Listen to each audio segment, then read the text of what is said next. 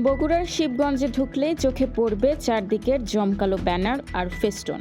সবখানি হাসি মুখে তাকিয়ে আছেন স্থানীয় এমপি ও প্রতিমন্ত্রী মীর শাহে আলম। একটু পরপরই চোখে পড়বে চকচকে সব ভিত্তিপ্রস্তর। কিন্তু এই চোখ ধাঁধানো উন্নয়ন যজ্ঞের আড়ালে ঠিক কী ঘটছে? নেত্র নিউজের অনুসন্ধানে উঠে এসেছে এক চাঞ্চল্যকর তথ্য।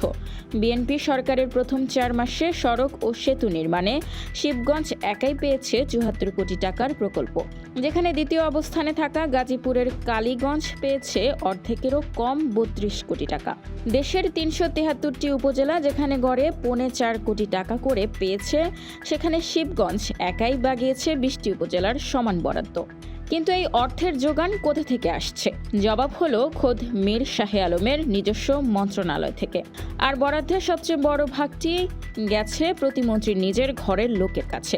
শিবগঞ্জ থানা ছাত্রদলের সাবেক নেতা ও প্রতিমন্ত্রীর ছেলে মীর শাকরুল আলম সীমান্তের প্রতিষ্ঠান মীর সীমান্ত ইঞ্জিনিয়ারিং একাই পেয়েছে 13.5 কোটি টাকার কাজ, অর্থাৎ মোট প্রকল্পের 18%।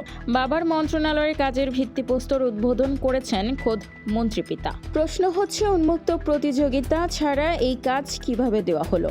এখানে ব্যবহার করা হয়েছে লিমিটেড টেন্ডার মেথড বা LTM।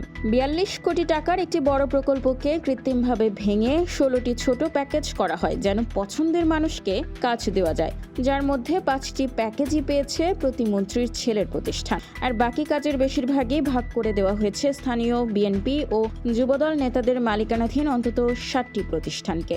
স্বার্থের দ্বন্দ্বের বিষয়ে জানতে চাইলে প্রতিমন্ত্রী মীর শাহে আলম লিখিত জবাবে জানান, তিনি এমপি হওয়ার আগেই ছেলের প্রতিষ্ঠানের লাইসেন্স পাওয়ার অব অ্যাটর্নির মাধ্যমে অন্য একজনকে হস্তান্তর করা হয়েছে। তাই এখানে কোনো স্বার্থের দ্বন্দ্ব নেই। তবে আইন বিশেষজ্ঞরা বলছেন, পাওয়ার অব অ্যাটর্নির মাধ্যমে মালিকানা বা লভ্যাংশ হস্তান্তর হয় না, কেবল প্রতিনিধি নিয়োগ করা যায়। উপরোক্ত দলিলের কোথাও মালিকানা হস্তান্তরের কথা উল্লেখই নেই।